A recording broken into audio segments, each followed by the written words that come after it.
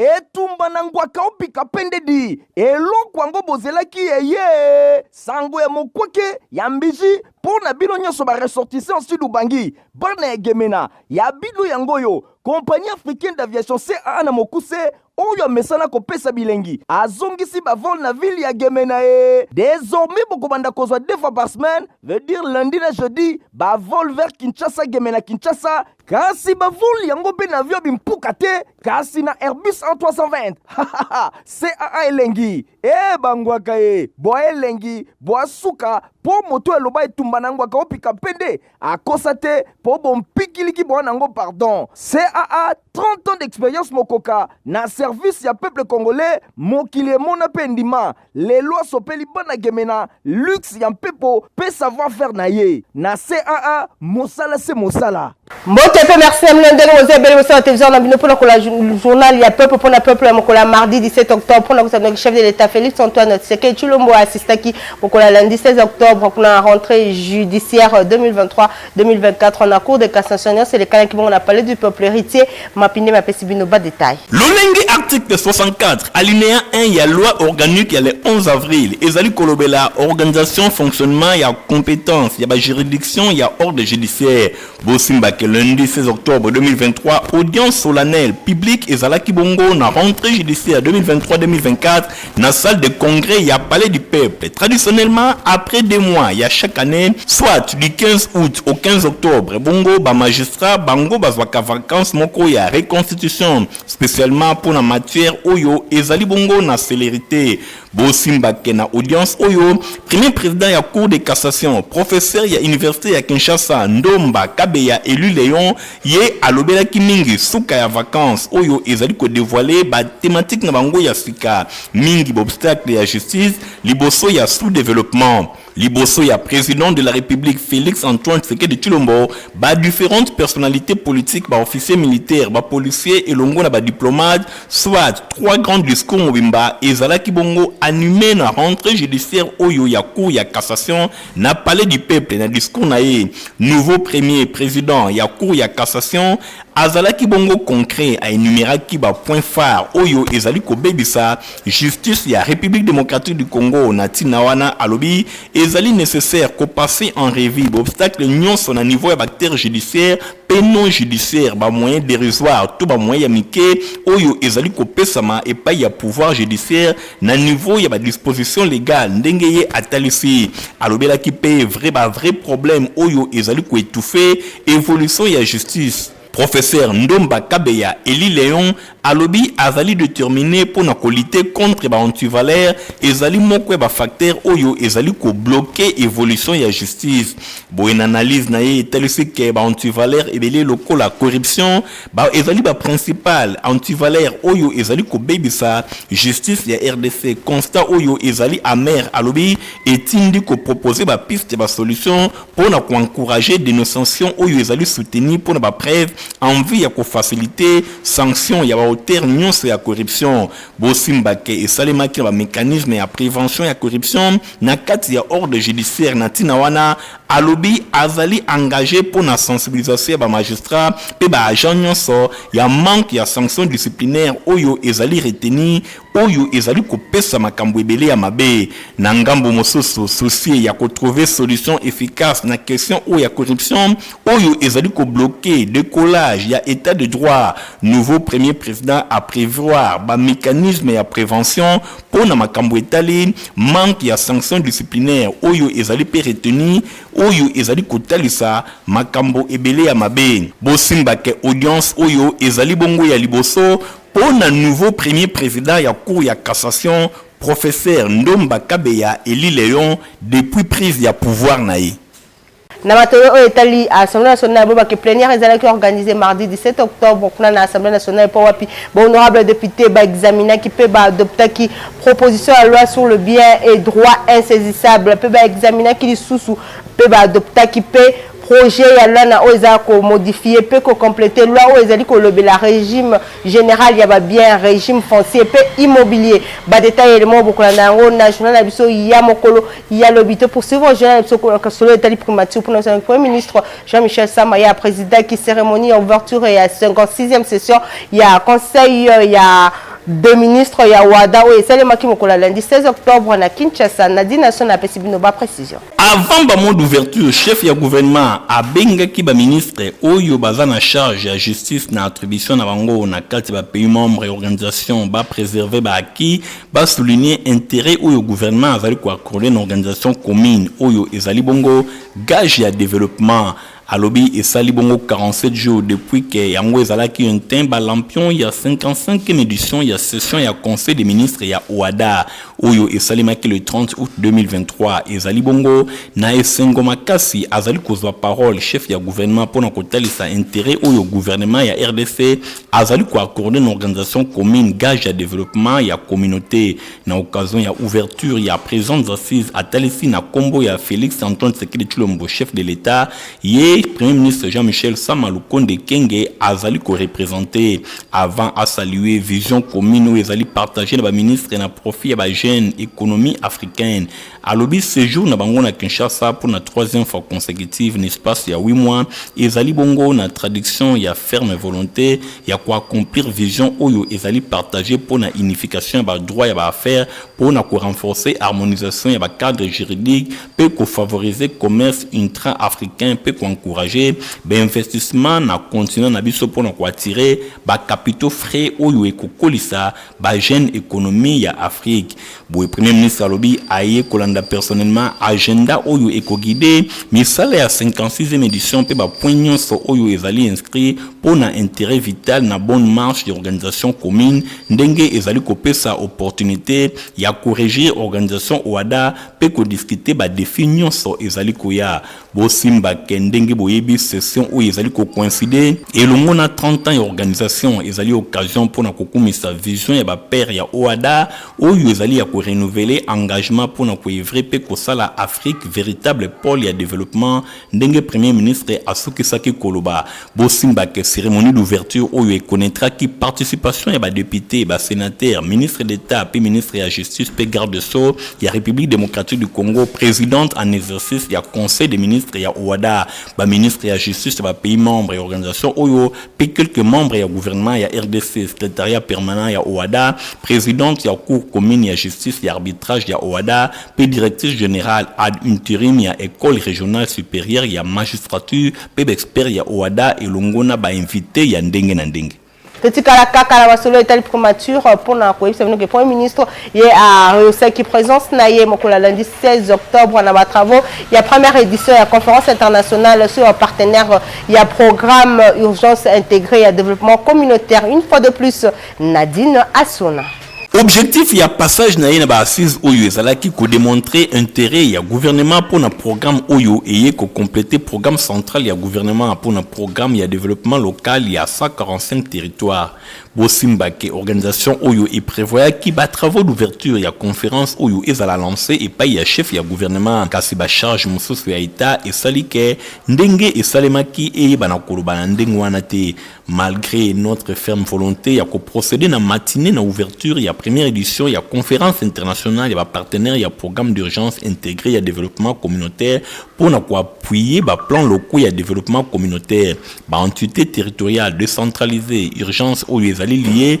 na ba charge mususu ya l'état et permettre quitter pour na ko honorer engagement boenatina wana pour na ko accompagner activité oyo azali kozonga na après-midi ndenge chef ya gouvernement talisaki pour na ko assurer intérêt ya gouvernement pour na programme oyo et ko compléter programme central ya gouvernement que azana honneur ya ko diriger ezali bongo programme ya développement local ya 145 territoires oyo moto moko na moko azali koyeba kezali vision ya chef de l'état Félix Antoine Tshisekedi Tshilombo président de la République ndenge atalisaki avant asilisa pe ko féliciter l'organisateur alobi a saisir occasion oyo pour na ko féliciter ministre des affaires sociales action humanitaire pe solidarité nationale monsieur Modeste Mutinga Mutwisha pe misala esalimi na ndenge ya malamu na collaboration collaboration et le mot de ministre Moussos Bazali impliqué dans le processus collaboration oyo ezali ko témoigner esprit à solidarité gouvernementale oyo ezana centre ya gouvernance azali ko saluer appui technique il y a deux établissements publics mingi penza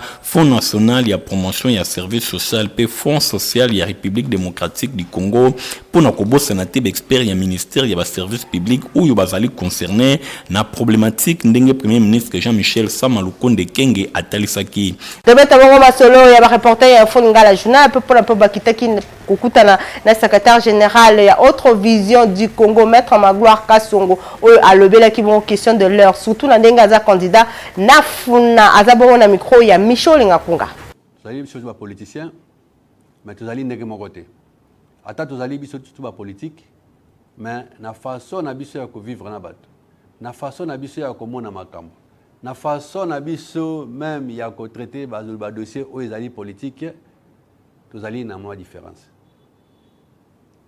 Différence na ngai ezali beaucoup plus que je vais travailler dans l'honnêteté. Je vais travailler loin de la démagogie. Je vais travailler dans l'amour. Je vais travailler pour les peuples congolais dans son ensemble et particulièrement pour la population de la Funa Iskanzali candidat. Son habit particulièrement Funa parce que Kuna Nawozala chaque jour saisi n'a pas problème au Yabango. Où Nawozala vraiment porte-parole na bango à niveau ensemble. Comme dans l'Alliance nationale, au-delà où Togozoa à niveau ya Funa, Togotala pe ba Oezali pour l'intérêt général ya Mboka Congo, Togo développer un peu à niveau ya Assemblée nationale pour l'Otala que en tant que député national Kosangisa, Oya base Oya voter ngai na Oya Congo Mobimba, Togo travailler, Togo imposer une dynamique Oya sala que na niveau ya Assemblée, voir il y a ba électeurs na biso, voir il y a peuple congolais et ça réellement défendu. Donc Togo travailler dans le respect, il y a des règles, dans le respect, il y a des individus, dans le respect, il y a des institutions. Donc, toko appliquer réellement des règles et des principes où ils allaient établir la collaboration entre les institutions, entre peuples, na les institutions, pour réellement apporter un plus où ils allaient marquer une différence na où ils allaient la assemblée. Beaucoup de monde déjà pour tant que PPP a voté sur eux toujours renouvellement à l'Assemblée et ça les marque en tout cas dans chaque législature au moment où on va renouveler la classe politique, on va renouveler l'Assemblée, tout quota, tout apporter réellement un plus oui ça là que non peuple congolais à comprendre que non dynamique et la dynamique moko ya makasi, dynamique il a autre vision du Congo, dynamique il y a maître Didier Boudimbu, dynamique il y a bana AVCA. José Bukanga Lonzo, Bosimba qui audience César Kibongo, Mokola lundi 16 octobre na cour constitutionnelle pour na koyeba mingi ndenge le kala kikuna bolanda reportage oya Nadine Asuna. Après exception soulevée na ba avocat ya défense ya ba trois présumés boyeba ke mokolo ya lundi 16 octobre 2023 na eleko ya reprise ya affaire ya parc agro-industriel ya Bukanga Lonzo cour constitutionnelle a renvoyé yango na délai oyo mobeko esengi na audience oyo ancien premier ministre azalaki te na ngonga oyo azwami bongo na Paris pour na ba soins médicaux ba avocat na ye bazui raison cour a décidé ya ko entamer instruction ya affaire na absence ya Matata Ponyo na audience oyo ba avocat ya défense principalement ya ba des accusés oyo Goubler pe mwana nyembo ba soulever ba nombre ya exception pour na incompétence ya cour ya ko juger ba client na bango na ndakise ya Goubler pambate azo posséder nationalité étrangère pe ba clause ya convention oyo ezali lié na gouvernement na société sud-africaine Africom Kasongo Mpao représentant ya procureur près ya cour constitutionnelle na compte ya ministère public a boaki si ba exception soulevé pe asengi na cour ya ko se déclarer compétente pe ko poursuivre examen ya dossier na mozindo pona ko sukisa cour constitutionnelle constitutionnel a décidé à renvoyer affaire Oyo na délai Oyo Mobeko et Sengi pour être à répondre na ba parti Oyo Mibale. Na titre de rappel, ba accusation portée contre Matata Ponyo, P. Gloubler et Zali Bongo, détournement y a ba fonds, il y a plus de 115 millions de dollars à travers ba avantages financiers, ba surfacturation,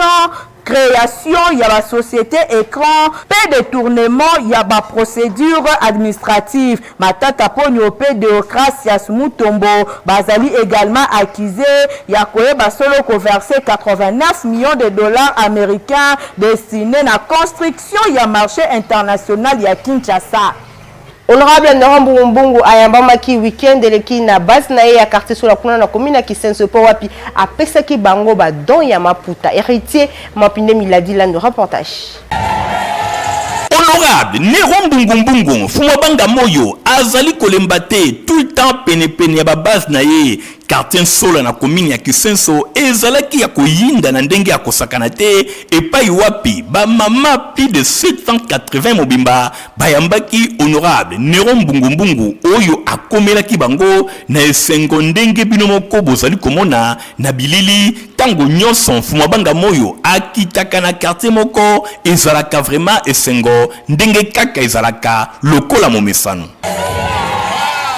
Bosimba ketango Mfumabanga Moyo honorable Nero Mbungu akomaki ezalaki bongo masolo elongola ba mama pona kotalisa bango ke azali candidat na députation nationale pona district ya Moamba pe na députation provinciale pona commune ya Kisenso yende modobeli ya bana Kisenso ayokaki ba mama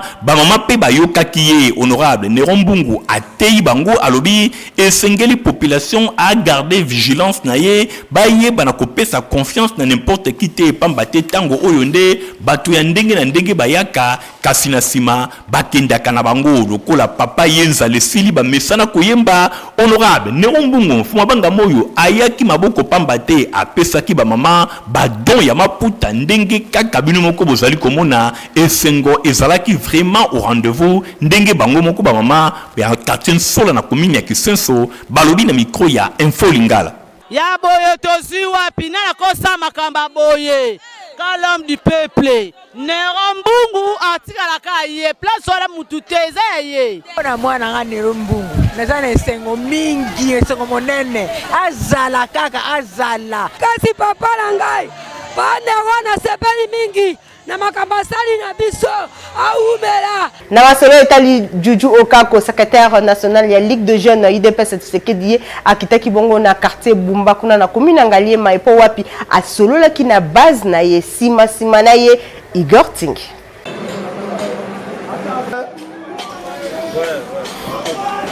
Yabiso Ngaliema Juju Okako secrétaire national ya Ligue de jeunes ya UDPS Tshisekedi azali kolembate bosimbake akendaki na quartier babengi Bumba na commune ya Ngaliema mingi penza na avenue Kinfaka epai wapi asangisaki base na ye toujours pona kobeta masolo na makambo etali d'élection pe ba problème nyonso ezwami na commune ya Ngaliema. Juju Okako Yabiso Ngaliema atalisi polele liboso ya base na yeke azali candidat pona députation provinciale na commune ya Ngaliema azali kotala ba problème nyonso eza na commune ya Ngaliema ekosenga moto ayebi Ngaliema malamu po ayeba na kolobela population azanga kipete ko vanter misala ya chef de l'état Félix Antoine Tshisekedi Tshilombo oyo na mandat ya 5 ans asali makambo ebele selon secrétaire national ya Ligue de jeunes ya UDPS Tshisekedi mwana mboka Juju Okako atalisi ke République démocratique du Congo oyo tobengaka RDC R ezali kolakisa renaissance PD ilakisi bongo développement PC wana ilakisi crédibilité natina wana message na ye ezalaki capté 5 sur 5 et pas ya base na ye ya quartier Bumba na avenue Kinsaka ndenge ye moko atalisi na suka ya masolo na bango par ma qualité ya secrétaire national ya Ligue de jeunes UDPS Tshisekedi lelo nazali na esengo ya koyamba awa na quartier Bumba précisément na avenue Kinsaka na localité Mbama bandeko bayambaki ngai la grande famille po totoye bakosolo na makambo etali maponami ya le 20 décembre 2023 awa président Fachi Beton bato balingi mingi pe basepeli na musala oyo ozali kosala na kati ya mboka na biso ya Congo et puis baza déterminé à renouveler confiance na bango so pendant na maponami ya 2023 parce que nga moko awa nazali candidat député provincial na kati ya commune ya Ngaliema. Quartier oyo ça fait bambula ebele babosana bango na bolingo wana président Félix eza na yango balobi boye mai eza vraiment pasi ezalaka te batia réside ezo depuis ekatana ebima libanda misala ezali kosalama te mpo na bango awa mpe nzela ezali kotumisa bango makasi courant mpe ezali kotumisa quartier président Faci Beton mokwa tombolo kobosana bango te okozala reli epuis nsima na yango na projet ya programme oyo ezali kocontinue na 55 territoire otala bango mpe parce que balobi awa yo moko ozali mwana ya Ngaliema tata mokonzi ekolo ovali na Ngaliema eza boye te simba ke juju okaku ya biso Ngaliema azali kokoba se kokoba mission na ye na ba différents quartiers ya commune ya Ngaliema epai wapi azali komema message se moko bana ya commune ya Ngaliema batelema bazala vigilant pour na élection ezali koya na décembre 2023.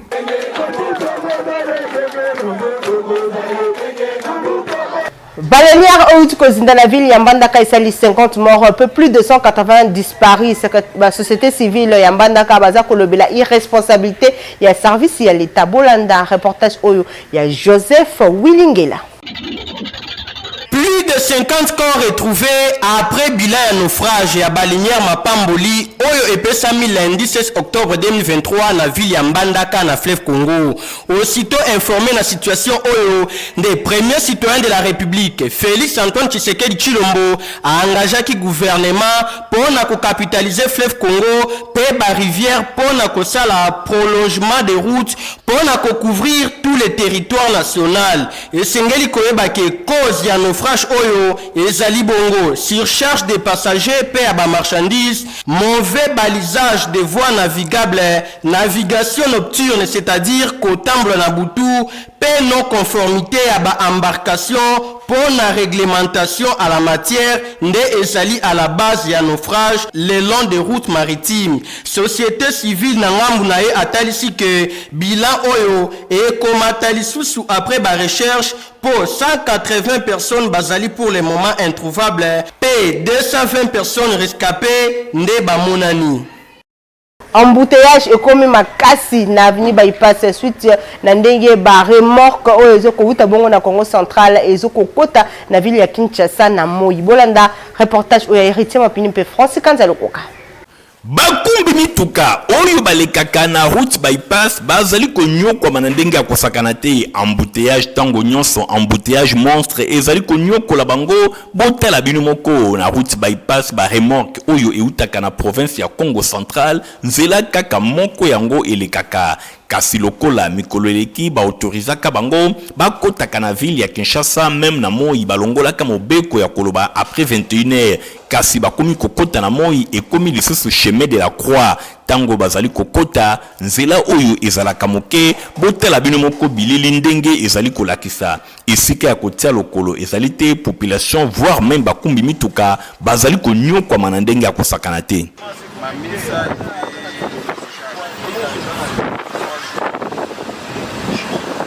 Tobanzi ke route bypass ezali nzela moko ya muke atako ba autorité balongola ki mesure ya kokotisa ba remorque après 21h kasi esengeli ordre ezala soki ordre ezali te ekozala pasi pe mawa lokola oyo bakumbi mituka pe population bazali ko vivre ces derniers temps na route bypass ezali eloko ya pasi esengeli ba autorité bayeba ndenge nini bakoki kotia ordre na route bypass pona ko empêcher biloko ya boye ekomaka te. C'est à Zongiseli ba vol na ye na destination Kinshasa Gemena Kinshasa oyezo ko salima bongo na Airbus 320 Nadina Sona reportage Bana Sidu Bangi Mokulungande Domo Tokos CAA innovation cette fois-ci à partir du 9 octobre à Talisimi Sunae na province ya Sud Ubangi en général pe ville ya Gemena en particulier Bana Gemena Oyo ezali vraiment ya bino CAA azongiseli bino bavol na ye ya Kinshasa Gemena Kinshasa Oyo ekobanda ko salema chaque lundi pe jeudi à travers Airbus A320 sécurité confort na expertise na ye ya 30 ans na service ya peuple congolais CAA qui est na kiese Toleta bongo masolo ya honorable Nrambungu asalaki réunion mokolo ya dimanche 15 octobre elongo na plus de 2000 parents ya complexe scolaire Maman Pemba oyo azali bongo initiateur héritier Mapine Miladi dans reportage. Honorable Nerombungu Fumabanga Moyo, initiateur ya complexe scolaire Mama Pemba, a présidé qui réunion moko week-end eleki elongo na plus de 2000 parents. Oyo bazali kotangi saba na bango na complexe scolaire Mama Pemba oyo ezwami na commune ya Kisenso. Ezalaki occasion pona Fumabanga Moyo aye bana kotalisa epai ba parents objectif ya complexe scolaire Mama Pemba oyo ezali kosunga bana pe population ya commune ya Kisenso baye bana kotanga ba condition moko ya kitoko. Honorable Nerombungu a profitaki pona kotalisa bango ke bazali kotonga kokoba kotonga ba salle de classe nyoso kaka pona ko permettre bana batanga na ndenge elongo bani asengaki na ba parents ba sala visite na ba école to na ba atelier ndenge nini makambo ezali koleka. Aibisaki bango ke ye azali pe candidat na élection na députation provinciale pona commune ya Kisenso pe na députation nationale pour le district ya Moamba. Après 45 jours ya rentrée scolaire, a talisi bango ndenge makambo ezali koleka, a remercier ba parents na confiance oyo bazali ko pesa ye ndenge bazali ko maintenir bana na bango baye bana ko koba kotanga na complexe scolaire Mama Pemba oyo bazali ko pesa bango confiance na ba enseignement kitoko ezali ko pesa ma alobelaki ba télé moderne pe ba laboratoire ya science elongo na ba télé ya mécanique oyo ezali ko permettre bana pe ba école nyonso ya nzinga bazali kotanga vraiment na ba condition ya kitoko. Bosimba ke réunion oyo elekaki vraiment kitoko. Honorable Nerombungu Fumabanga Moyo a remerciaki ba parents pe ba parents na ngambu na bango bazanga kite kotalisa esengo na bango Ozana posa ya kobeta développerie olembi na Kinshasa yeba ke cyber Eric et kozawana pona bino et ça partout na ville province à Kinshasa beta développerie au gagné pour les États-Unis d'Amérique. Nini yango lisusu boye kondeko ozalaka boye. Mais nini boye ko isamai. Malembe.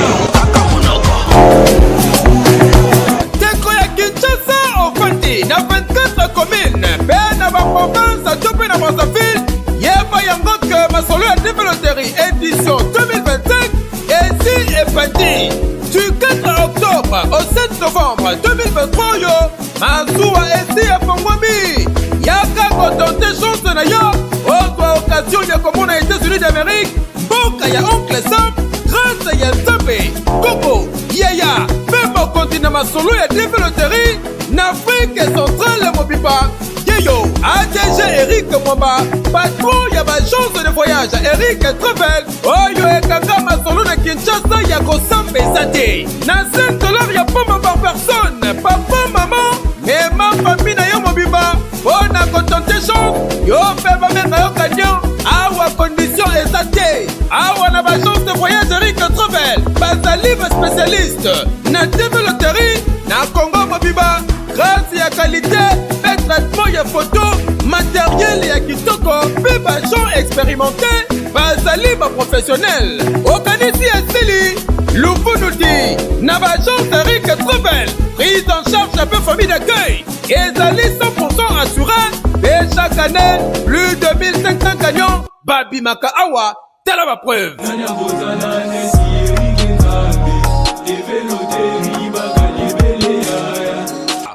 Na compète de développerie na bagence Eric Travel yaka na adresse oyo na Mikonga na commune ya Télé ozali sur boulevard Lumumba numéro 44 na quartier Mikonga na commune ya Télé référence CCT non loin ya alimentation régale na Victor 1 na Matongé avenue Victor numéro 20 en diagonale la maison communale ya Kalamu bongo na Victor 2 na commune ya Kasavubu doswami sur avenue Bongandanga numéro 2 na commune ya Kasavubu na kati ya immeuble PV Center bongo na rond-point Ipen dosali sur avenue Marine numéro 1189 na quartier Ngomba Kikusa na Binza Ipen en face ya entrée principale ya église de la Porte na commune ya Liberté doswami na avenue 11e rue numéro 119 quartier industriel référence CFR na Kitama magasin avenue ya Savubu numéro 3 na quartier de l'Impac na commune ya Ngaliema. Référence rond-point Kintembo magasin osika tena supermarché Facebook bongo na commune ya Masina na Tchangu ozwa mis sur boulevard Lumumba numéro 38 quartier sans fil na commune ya Masina. Référence entre Kimuta oza mobimba.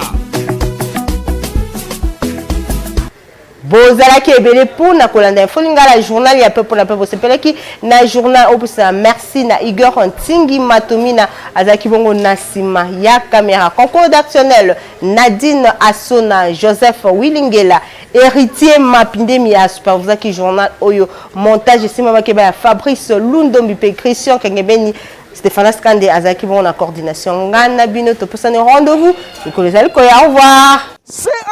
Aïe etumba na ngwaka opika pendedi eloko yango bozelaki yeye sango ya mokweke ya mbiji pona bino nyonso baressortissant sud ubangi bana ya gemena ya bino yango yo compagnie africaine d'aviation CAA na mokuse oyo amesana kopesa bilengi azongisi bavol na ville ya Gemena désormais bokobanda kozwa 2 fois par semaine veut dire lundi na jeudi bavol vers Kinshasa Gemena Kinshasa kasi bavol yango pe na avion bimpuka te kasi na Airbus A320 CAA elengi bangwaka boa elengi boa suka po moto eloba etumba na ngwaka opika pende akosa te po bompikiliki boa nango pardon CAA 30 ans d'expérience mokoka na service ya peuple congolais mokili mona pendima lelo sopeli bana Gemena luxe ya mpepo pe savoir faire na ye na CAA mosala se mosala.